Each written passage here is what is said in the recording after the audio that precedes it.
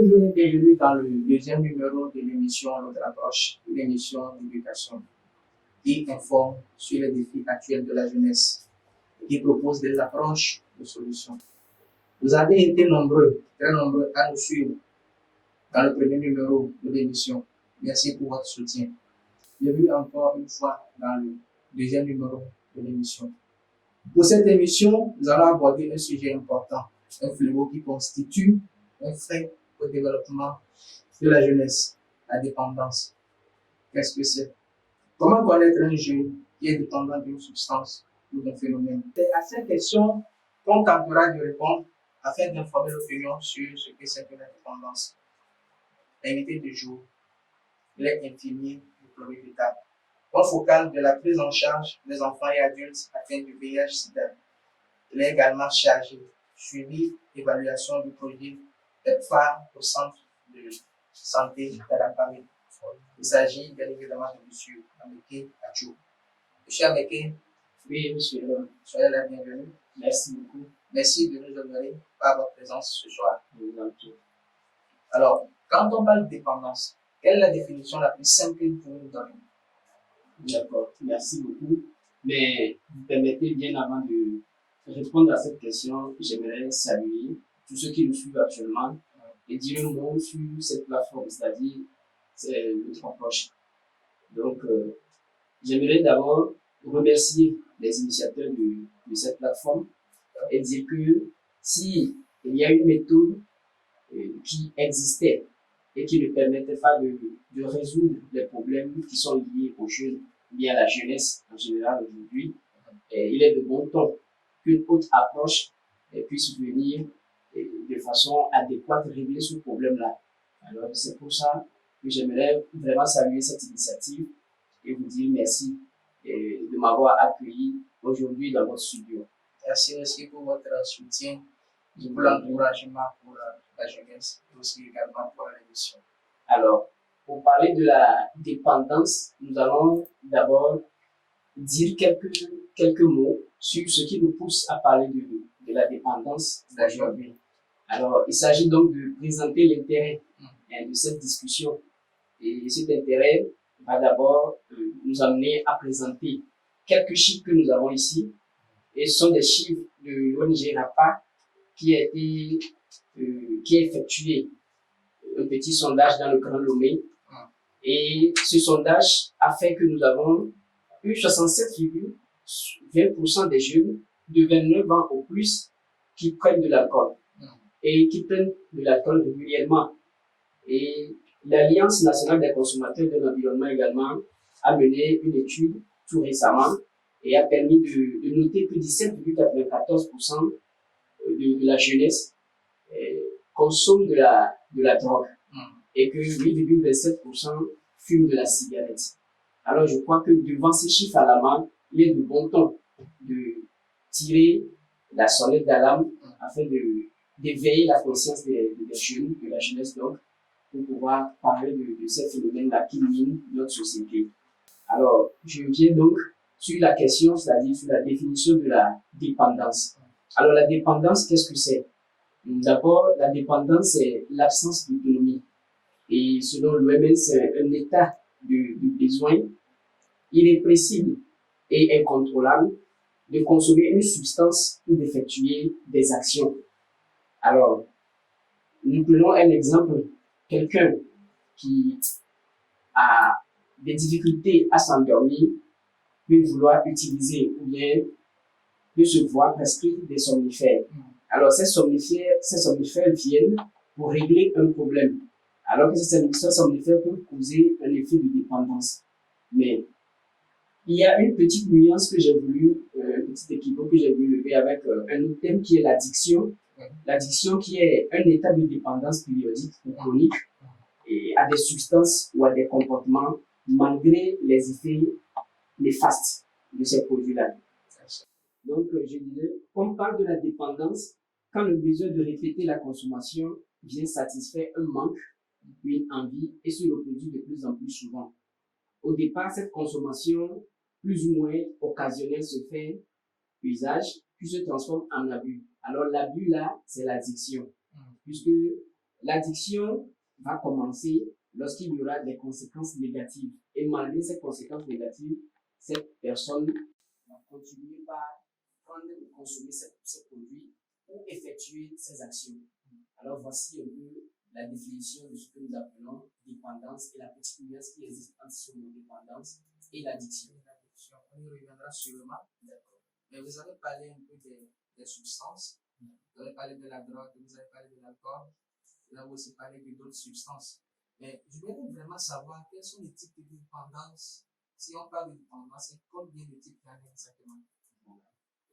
D'une manière générale, on classe la dépendance où on va essayer de nuancer un peu en parlant d'addiction aussi, puisque l'addiction, c'est l'existence des effets secondaires qui poussent toujours les jeunes à consommer ces produits ou à adopter ces comportements, malgré l'existence de ces effets secondaires. Donc, parler de l'addiction ou de la dépendance, il en existe deux cas. On place souvent, ou on catégorise souvent ce thème, c'est cette dépendance ou cette addiction en deux catégories. D'abord, la première catégorie concerne la dépendance ou bien l'addiction à des substances psychoactives, c'est-à-dire des substances qui ont de l'influence sur le fonctionnement du cerveau. Il y a également la dépendance ou l'addiction à des comportements. Donc, voilà les deux grandes catégories de la dépendance. Dépendance psychoactive, il parle un peu de. Si vous pouvez me rafraîchir un peu la mémoire par rapport à ça. D'accord, la dépendance par rapport aux substances psychoactives veut tout simplement dire la dépendance à ce que nous appelons aux stupéfaits. Voilà, aux stupéfaits. Ce thème-là est plus juridique. Voilà. Nous allons parler des substances psychoactives qui sont des stupéfaits. C'est ce que nous appelons généralement la drogue, l'alcool, la cigarette, le tabac, et voilà, tout type de drogue. Ce sont ces substances-là qui sont appelées substances psychoactives. Et l'autre côté de la chose, des types de dépendance sur le plan, par exemple, comportemental. Voilà. Alors, aussi parle. C'est ça, évidemment. Donc, il y a des comportements qui, par la longue, peuvent causer une dépendance, voire même une addiction. Et ces comportements, parmi ces comportements, on peut citer les jeux vidéo. C'est ça. Aujourd'hui, il y a une nouvelle forme qui sont les réseaux sociaux, qui constituent également une nouvelle forme de dépendance ou d'addiction vis-à-vis des jeunes. On a également le sexe. Le sexe qui est un comportement, bien une action qui, en l'amenant sur un autre thème, peut causer ce qu'on appelle une addiction au sexe. D'accord. Merci. Dans les deux cas, psychoactifs comme addiction comportementale, il doit y avoir obligatoirement des effets. Justement. Mais bien avant de parler des effets, parmi les substances psychoactives que nous appelons les stupéfaits, et il y a des substances qui sont légales, c'est-à-dire autorisées. Quand je prends l'alcool est vendu partout, le tabac également, ainsi que il y a l'alcool, le tabac et les médicaments que j'ai oublié de ne pas citer, qui sont vendus sur le marché, et qui sont légales. Ces substances sont légales, ou leurs ventes sont légales. Maintenant, il y a de l'autre côté des substances illicites. Là, c'est la plupart ou la majorité des drogues, à l'instar de l'héroïne, de la marijuana, du cannabis, par exemple, qui sont des substances très dangereuses. Voilà. Donc, voilà un peu ce que j'aimerais dire sur les différences entre ces substances-là. Alors, j'aimerais savoir le mécanisme. Est-ce qu'on peut éclairer l'opinion un peu sur le mécanisme de la dépendance? Parce que je pense bien qu'on n'est jamais dépendant d'un stupéfiant. Qu'est-ce qui amène quelqu'un à devenir dépendant d'une substance? Alors, le mécanisme au cours de la dépendance, comment est-ce que cela se passe? C'est un peu complexe, mais nous allons essayer d'expliquer pour que chacun de nous puisse comprendre. Alors, qu'est-ce qui se passe réellement? Puisqu'il s'agit d'une consommation régulière d'une substance ou bien d'adoption d'un comportement qui se pérennise, la dépendance va s'installer lorsque il va y avoir un dérèglement dans le cerveau. Donc, soit un déséquilibre dans le fonctionnement du cerveau. Et ce déséquilibre-là va entraîner le cerveau à demander davantage, à entraîner le sujet à consommer davantage, ou à augmenter l'envie chez le sujet à consommer davantage ou à adopter ces mauvais comportements ou à effectuer ces mauvaises actions et en dépit des conséquences négatives. Là, nous sommes dans l'addiction et on dira que ce sujet est addict à telle substance ou à tel comportement. C'est de là que nous aurons l'addiction à la drogue, l'addiction au sexe, l'addiction aux jeux vidéo, l'addiction au cannabis, etc. Donc voici d'une manière très ramassée le mécanisme dans la dépendance. D'accord. Comment est-ce qu'on peut diagnostiquer la dépendance auprès d'un jeune, par exemple? Quelqu'un qui est accro, on le dit comme ça c'est le thème de la jeunesse. Quelqu'un qui est accro peut-être à la sexualité, quelqu'un qui est accro à l'alcool, quelqu'un qui est accro à la drogue. Comment est-ce qu'on peut reconnaître cette personne? D'accord. Pour aborder, avant d'aborder les signes qui vont nous permettre de diagnostiquer ou bien de reconnaître un jeune qui se retrouve dans l'un de ces cas, et je m'en vais dire que il y a essentiellement 3 addictions prépondérantes chez les jeunes. D'abord, il y a l'addiction à l'alcool, l'addiction aux stupéfiants d'une manière générale, et puis l'addiction au sexe.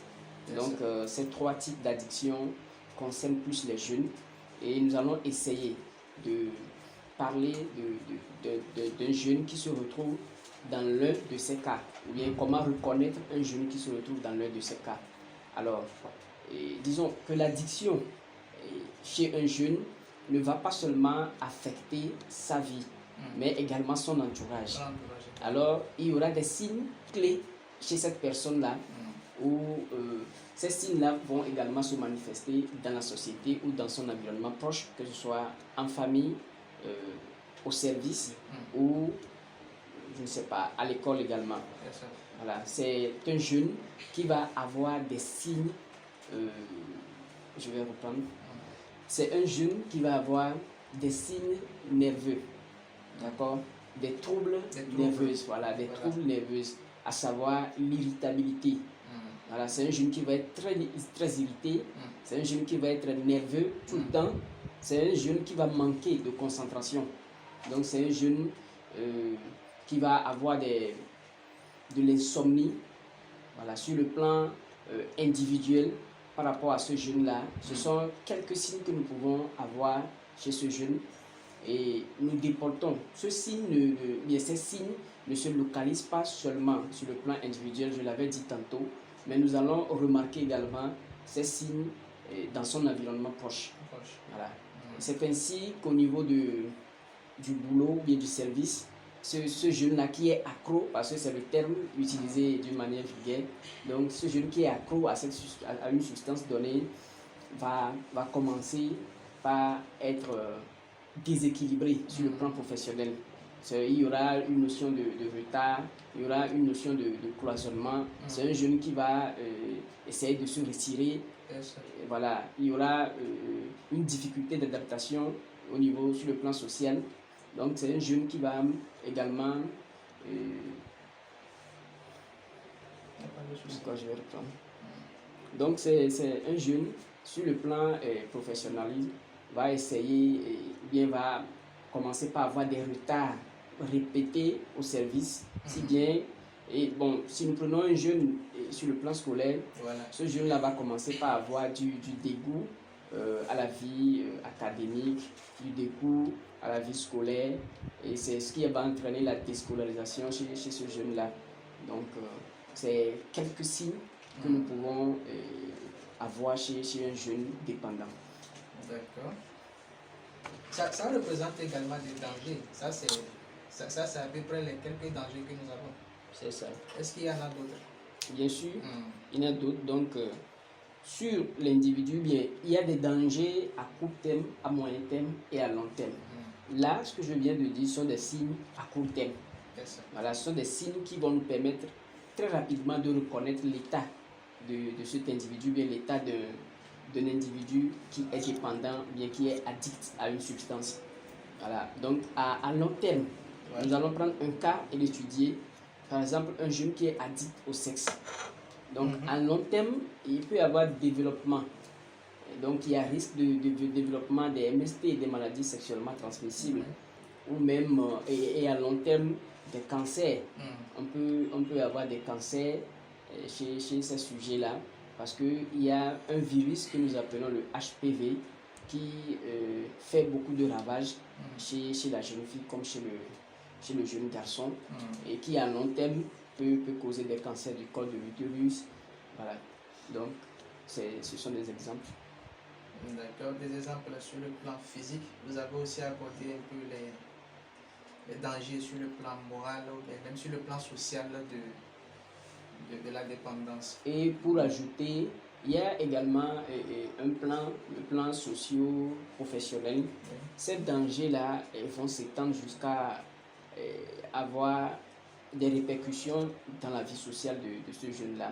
Donc un jeune qui est addict par exemple à l'alcool ou à de la drogue n'est plus lui-même, n'est plus dans son état. Et cela peut être source d'accidents de la voie publique. Voilà, c'est ainsi que nous avons, la plupart des accidents des jeunes sont causés, ou bien disons la majorité est causée par une addiction à une substance. Par la prise de ces Voilà, par la prise de ces substances. Par la prise de ces substances. Donc il y a également les problèmes financiers. Voilà, c'est un problème social. C'est un problème social, un problème financier. Quelqu'un qui est addict va vouloir à chaque fois prendre un produit, va vouloir à chaque fois se procurer et ne manquer de ce produit, ce qui fera que bon, il y aura des problèmes financiers qui vont apparaître. Donc c'est aussi un exemple. Bon, peut-être la solution à tous ces problèmes, à tous ces dangers, c'est peut-être une prise en charge. J'imagine bien que ce serait un peu compliqué, difficile, complexe de prendre en charge quelqu'un qui est dépendant d'une substance. Et il doit en avoir quand même des prises en charge. Bien sûr, il y a des prises en charge, mais disons que nous venons de faire un développement ou un exposé sur le thème de dépendance. Alors, si un jeune qui nous suit actuellement a bien compris les dangers que représente l'addiction ou bien une dépendance à une substance ou à un comportement, ce jeune-là doit savoir que nous venons de lui apporter une éducation. C'est là même le bien fondé de cette émission, l'autre approche. Donc voilà une autre approche d'amener le jeune à comprendre les dangers qu'il court lorsqu'il s'adonne à ces substances ou à des comportements qui sont négatifs dans sa vie. Donc, à part, si nous allons parler maintenant de la prise en charge sur le plan médical, il y a des prises en charge et cette prise en charge passe par la pluridisciplinarité. Donc, pour dire que la prise en charge ne serait pas seulement à un niveau donné. Donc, ce sera médical, psychologique et ainsi de suite. Alors, l'insertion d'un jeune qui est addict, bien qui était addict à un produit ou à un comportement va se faire également par la prise en charge psychosociale. Alors, on va essayer, après la prise en charge médicale, psychologique, d'insérer ce jeune-là, bien de réinsérer ce jeune-là dans le social, dans la vie sociale. Et donc, voilà à peu près la cascade de la prise en charge. Voilà, partant de la prise en charge médicale, la prise en charge psychologique, la prise en charge sociale également. Voilà. Donc, c'est ainsi que cela se fait. Le mécanisme de prise en charge, à vous entendre l'expliquer, devrait normalement se faire par des spécialistes. Et justement, cela se fait par des spécialistes et par rapport à chaque stupéfiant ou à chaque substance psychoactive, et on aura un spécialiste donné. Lorsque nous prenons les stupéfiants qui sont illicites, les cannabis et tout ça là, on va faire recours à un toxicologue, donc qui va s'en charger. D'accord. Pour votre conseil à donner à la jeunesse, comment arriver pour ne pas tomber dans ce fléau-là de dépendance? Voilà. Donc, pour ne pas tomber dans ce grand fléau qui mine la jeunesse actuellement, la dépendance à des produits ou à des comportements, il est vraiment important de conseiller et d'éduquer la jeunesse. C'est ce que nous sommes en train de faire. Voilà. Mais que cette jeunesse-là connaisse ou bien ait conscience d'abord des causes qui sont à la base et qui sont la source même de ces problèmes-là. Donc, je disais qu'il est de bon ton que la jeunesse prenne conscience de tous ces mots-là qui le minent à ce jour-là. Parce que non seulement la jeunesse doit regarder les conséquences qui sont graves, il doit également se soucier de son avenir. Je crois qu'en ayant en esprit ces deux éléments, c'est-à-dire les conséquences qui sont très graves et également se soucier de soi-même et de son avenir, on aura un impact ou l'impact escompté par cette émission qui est l'autre approche. Ok, alors, quels sont vos mots pour conclure cette émission? Je dirais à la jeunesse qu'il y a une nouvelle forme de dépendance qui arrive à grands pas, c'est-à-dire la dépendance aux réseaux sociaux. La dépendance aux réseaux sociaux. C'est vrai que sur le plan international, ce n'est pas encore admise pour être inscrite sur les maladies, eh bien, sur la liste des maladies ou des addictions, mais elle arrive vraiment à grands pas. Donc, je dirais, pour conclure, que c'est très important que la jeunesse puisse faire une introspection de soi-même et de décider par rapport à ce qu'il aimerait faire. C'est-à-dire pour chaque jeune de pouvoir décider par rapport aux informations qui sont apportées à travers cette plateforme, de pouvoir décider, de faire un arrêt à travers ces informations qui passent au travers de cette plateforme, faire un arrêt, réfléchir et reprendre sur une nouvelle base. Donc c'est très important pour toute la jeunesse. Je vous dis une fois encore merci. Merci à M. Ameke. Merci pour votre passage sur notre plateau, l'autre approche. Cette émission qui sert à informer surtout la jeunesse et informer les éducateurs par rapport au fléau et aussi apporter des approches de solutions. Nous reviendrons sûrement dans les prochains jours avec notre thème très important. Merci beaucoup. Nous allons toujours vous demander de pouvoir nous suivre à partir de notre chaîne YouTube et aussi sur notre page Facebook. Tapez uniquement notre approche et vous serez connectés. Aimez nos vidéos, partagez-les. Abonnez aussi à nos pages et à notre chaîne YouTube. Merci beaucoup et à la prochaine. Merci.